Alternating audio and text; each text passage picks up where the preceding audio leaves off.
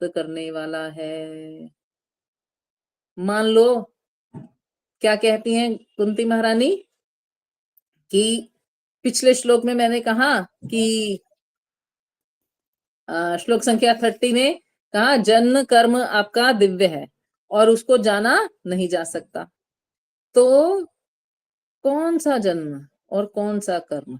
तो जन्म के बारे में तो बता दिया कि आप कभी कूर्म बने, कभी मत्स्य बने, कभी नरसिंह बने, कभी वराह बने, कभी नर नारायण बने, है ना।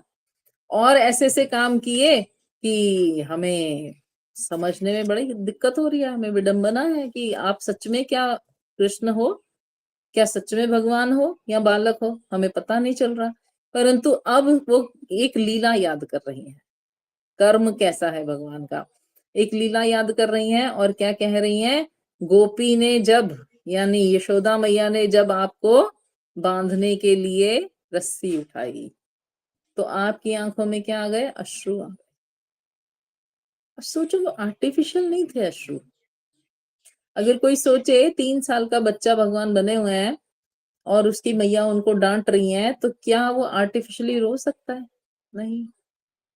तो भगवान की योग माया कितना कमाल करती है कि भगवान को भुला देती है कि वो भगवान है। उस टाइम वो बालक बन जाते हैं और रो रहे हैं मैया से डर के। और कुंती महारानी कहती है मुझे पता है कि ये भगवान है और मैं देख रही हूँ कि इनसे तो भय भी भयभीत होता है, फिर ये भयभीत होके रो क्यों रहे हैं? इनकी आंखों में पानी आ गया, इनको डर लग रहा है, ये कांप रहे हैं थर थर कि मैया मुझे क्या कर रही है? पनिशमेंट दे रही है। तो ये लीला देखकर सर चकरा गया।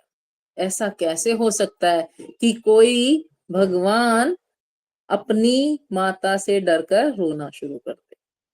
भगवान भी कभी रोते हैं? नहीं, भगवान तो नहीं रोते।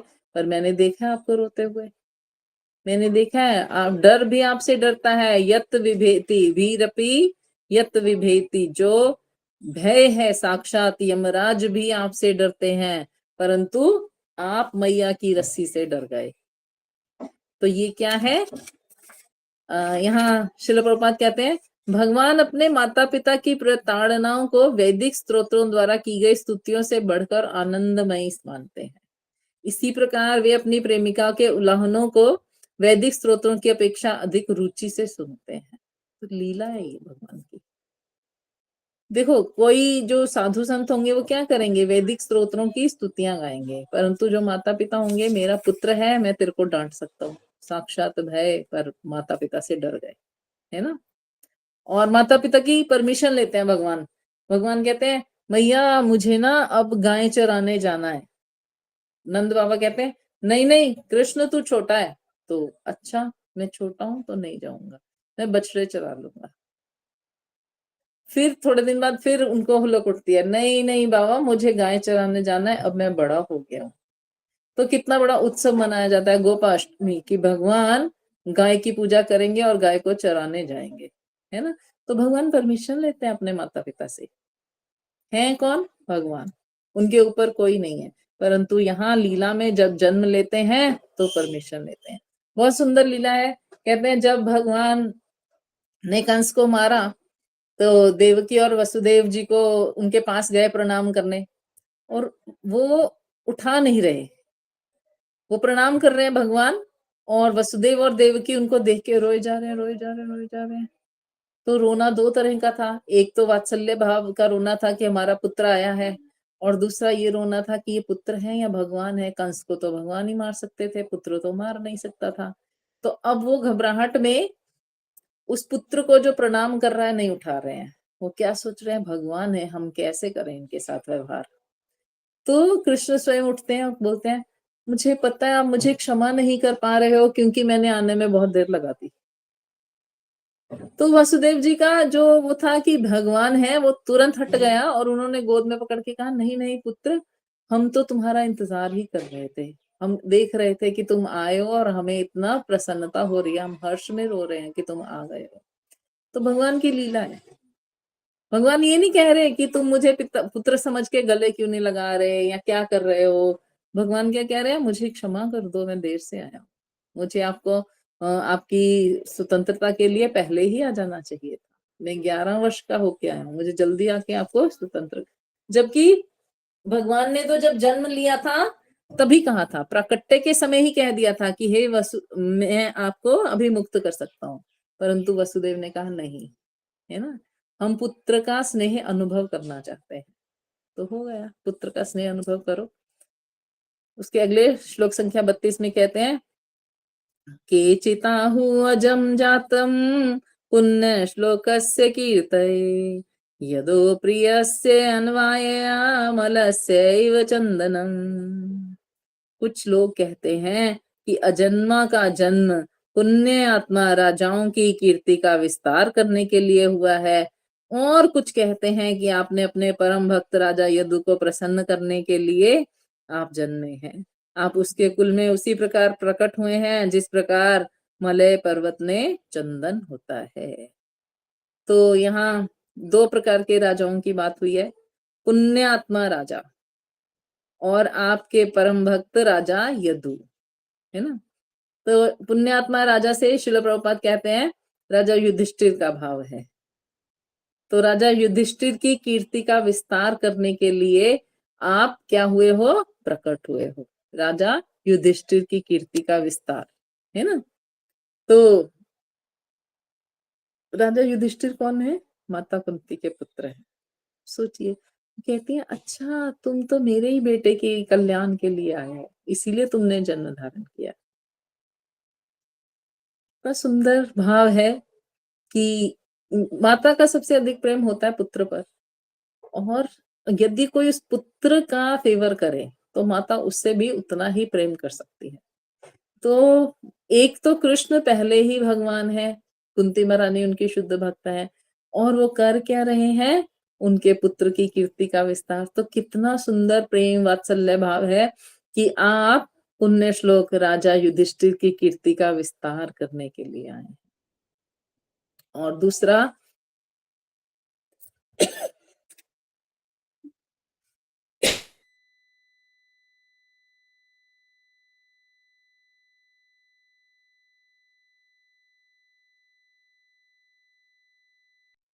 सॉरी, दूसरा वो बहुत सुंदर बात कहती हैं, राजा यदु के कुल में जन्म लिए हो। तो राजा यदु ने भगवान की बहुत सुंदर भक्ति करी थी।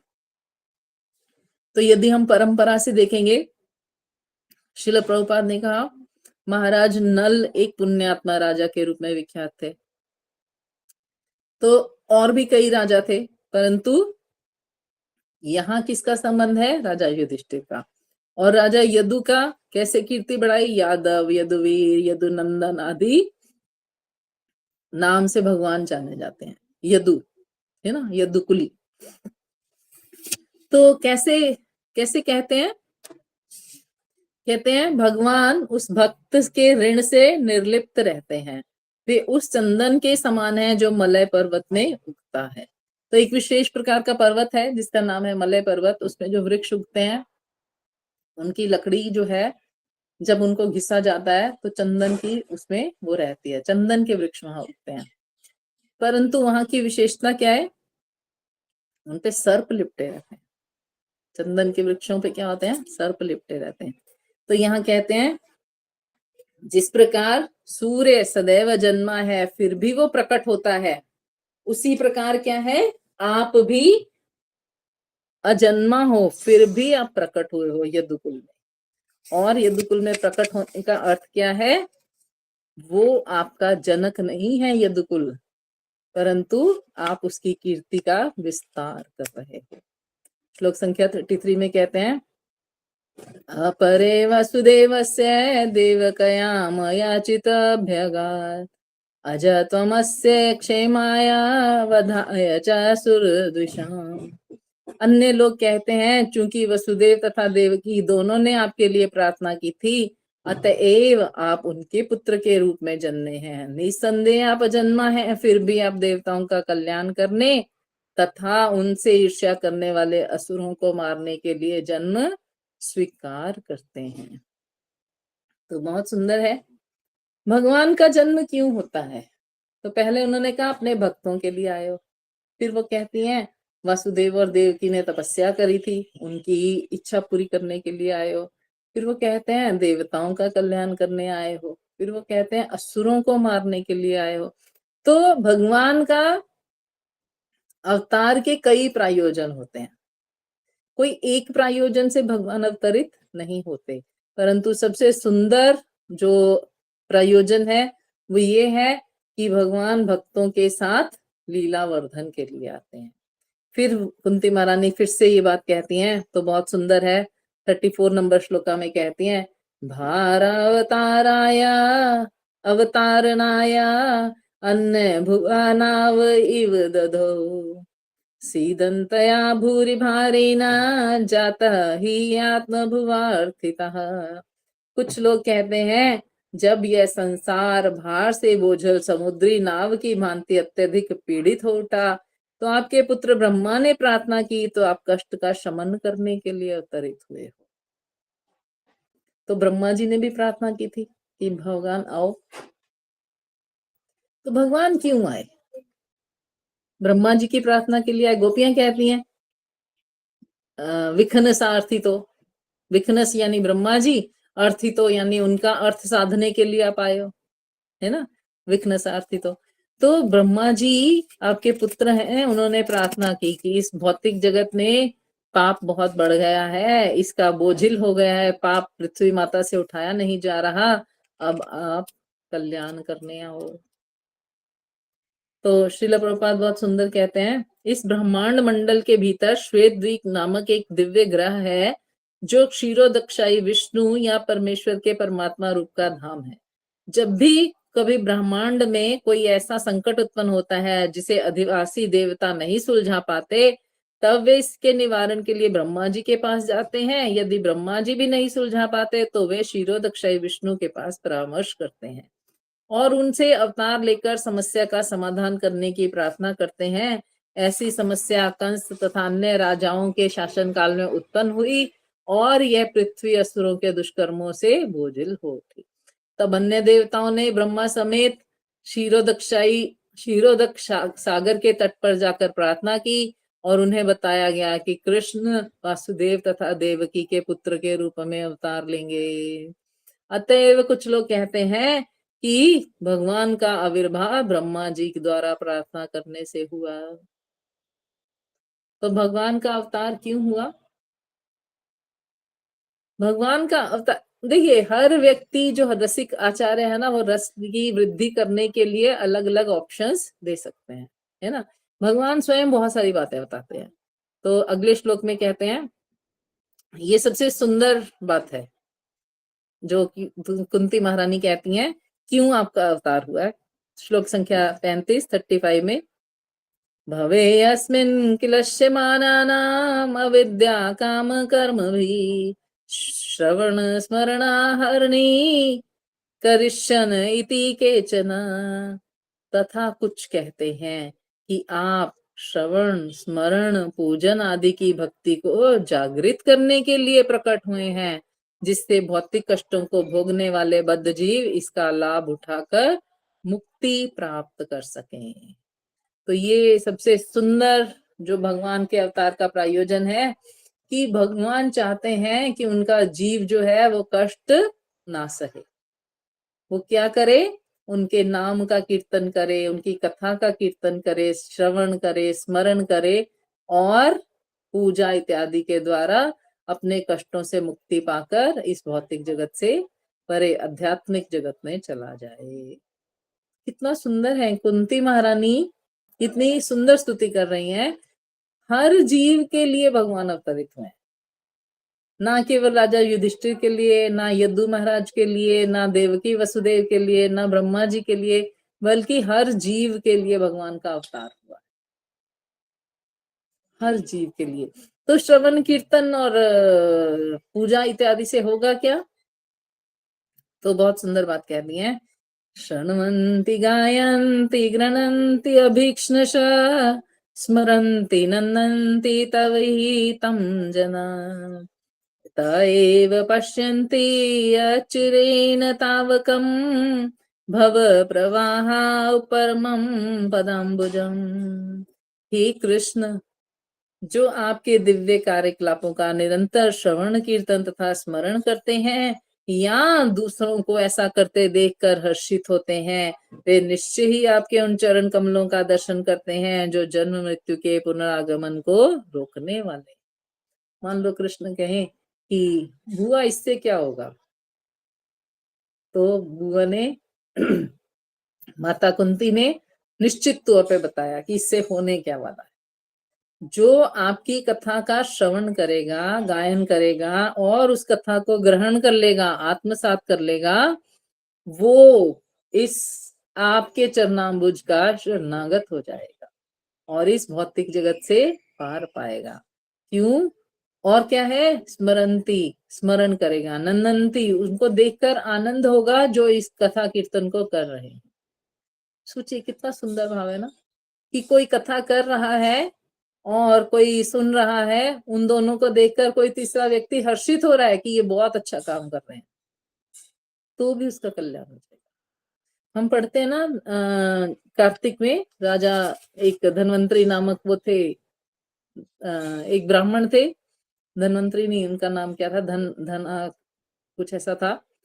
उन्होंने देखा लोगों को कार्तिक व्रत पालन करते हुए, और कार्तिक के अंत में जब सर्प दर्शन से उनकी मृत्यु हुई तो वो वैकुंठ चले गए। क्यों? क्योंकि उनको कार्तिक करने वाले भक्तों का फल प्राप्त हो गया था, उनको दर्शन करके वो प्रसन्न हो रहे थे। तो किसी भक्त को देखकर प्रसन्न होने से भी भगवान प्रसन्न हो जाते हैं। सोचिए कितनी बढ़िया बात है, भगवान के भक्त का केवल उसको देख के प्रसन्न होना कि हाँ ये कृष्ण भक्त है, उससे भी भगवान प्रसन्न हो जाते हैं। तो अगले श्लोक में कुंती महारानी कहती हैं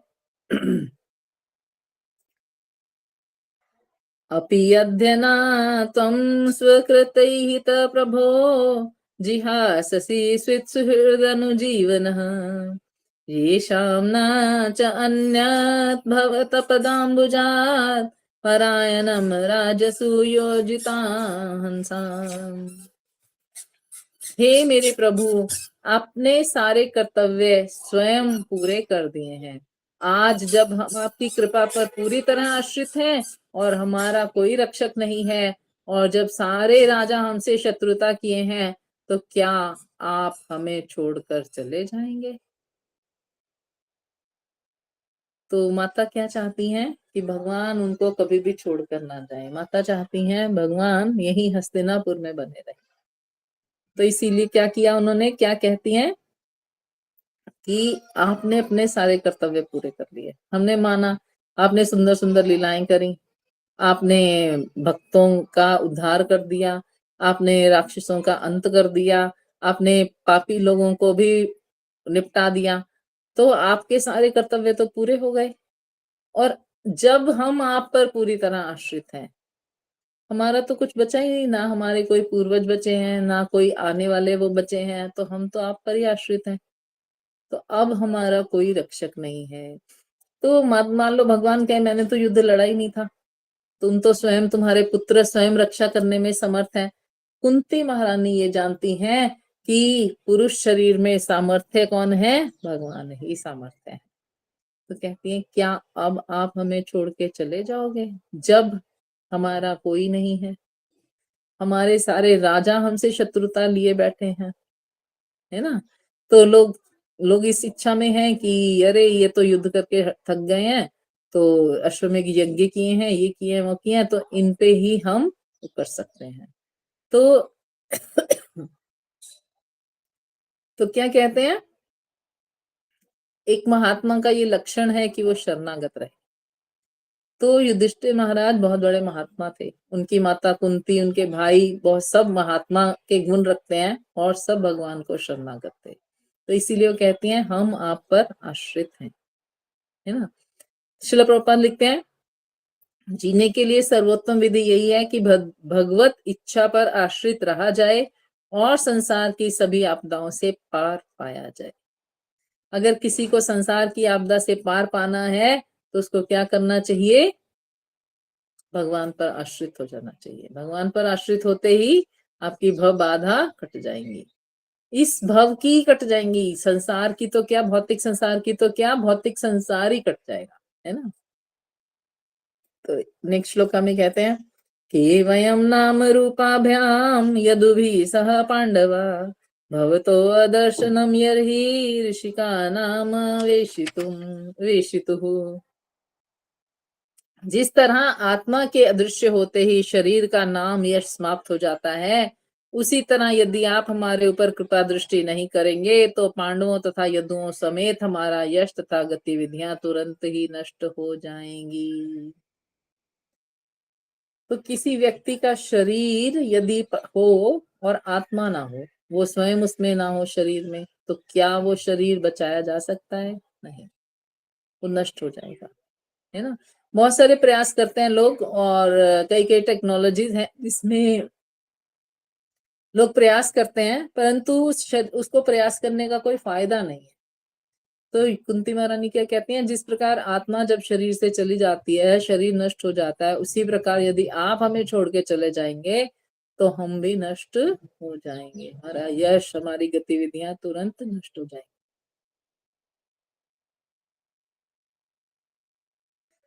तो कितना सुंदर विधि है रोकने की भगवान को, कि भगवान आपके बिना कुछ नहीं होगा। अब ये मत सोचो कि हम समर्थ हो गए हैं, हम अपना जीवन खुद जी लेंगे। जैसे भगवान कहते हैं ना, एक छोटा शिशु जो माता पर निर्भरित होता है, मैं माता उसके लिए सब कुछ करती है, और जब वही शिशु बड़ा हो जाता है, वो अपने काम स्वयं करने लग जाता है, तो माता निश्चिंत हो जाती है कि ये स्वयं कर लेगा। तो कुंती महारानी क्या कह रही हैं, हम आप पे वो निर्भरित शिशु हैं, जिस जो जब तक आप रहोगे तब तक ही हमारा सब कुछ है, जब तक आप नहीं रहोगे तो हमारा सब कुछ समाप्त है। एक बहुत सुंदर हम पढ़ेंगे आगे कि जब भगवान धराधाम छोड़ के चले गए और ये समाचार अर्जुन ने आकर युधिष्ठिर को दिया, तो कुंती महारानी वहीं पे प्रेजेंट थी। एक रसिकाचार्य कहते हैं कि जैसे कुंती महारानी ने ये सुना कि भगवान धराधाम को छोड़ के चले गए हैं, उन्होंने वही श्वास अंदर के अंदर बाहर की बाहर रह गई, सांस ही नहीं उल्टी, तुरंत अपना शरीर छोड़ दिया कि मैं तो तब तक ही धराधाम पे थी जब तक कृष्ण थे। इतनी शुद्ध भक्त, इतनी सुंदर भक्त थी कुंती महारानी, सांस ही नहीं लिया। आप बताओ, पांडवों ने तो फिर भी स्वर्गारोहण यात्रा की, परीक्षित महाराज का राज तिलक किया, बहुत कुछ किया उसके बाद, परंतु कुंती महारानी ने तो सांस ही नहीं उल्टी। कितनी बड़ी बात है। कृष्ण गए, हाँ खत्म, मैं भी चली गई उनके साथ। क्या सुंदर भक्त है कुंती महारानी। तो वही कुंती महारानी कह रही हैं, यदि आप अदृश्य हो गए तो हम भी नहीं रहेंगे। तो नेक्स्ट श्लोका में, श्लोक संख्या 39 में कहती हैं, नायम शोभिष्यते तत्र यथा इदानी गदाधर त्वत्पदे अंकिता भांति स्वलक्षण विलक्षिते। हे गदाधर, हे कृष्ण, इस समय हमारे राज्य में आपके चरण चिन्हों की छाप पड़ी हुई है, इसके कारण यह सुंदर लगता है, लेकिन आपके चले जाने पर ऐसा नहीं रह जाएगा। तो भगवान के चरण तलों में, तलवे में बहुत सारे सुंदर सुंदर चिन्ह हैं। वो चिन्ह जो है उनके अलग अलग अर्थ हैं। तो माता कुंती कहती हैं कि वो जो चिन्ह भूमि की रज पर, नरम भूमि पर रज में अंकित हो जाते हैं, वही हमारा श्रृंगार होते हैं, है ना।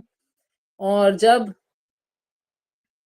ये शुभ चिन्ह किसी भूमि पर होते हैं तो वो फलता फूलता है राज्य, और यदि वो चले जाएंगे तो फिर दुर्भाग्य आ जाएगा। तो कुंती महारानी क्या कहती हैं, आपके चरण चिन्ह ही हमारे सौभाग्य का लक्षण है, इसलिए हे कृष्ण आप मत जाओ। तो भगवान से विरह हो रहा है कुंती महारानी को कि यदि कृष्ण चले गए तो हमारा कुछ नहीं है, हम कुछ नहीं है ना। तो यही विरह होना चाहिए। हम यहीं पे विराम देते हैं, 1:30 हो गया।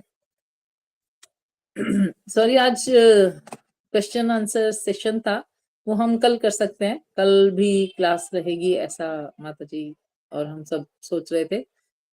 तो माता जी कल हो पाएगी? वहां पे प्रोग्राम है सेंटर पे, शाम को है ना माता जी?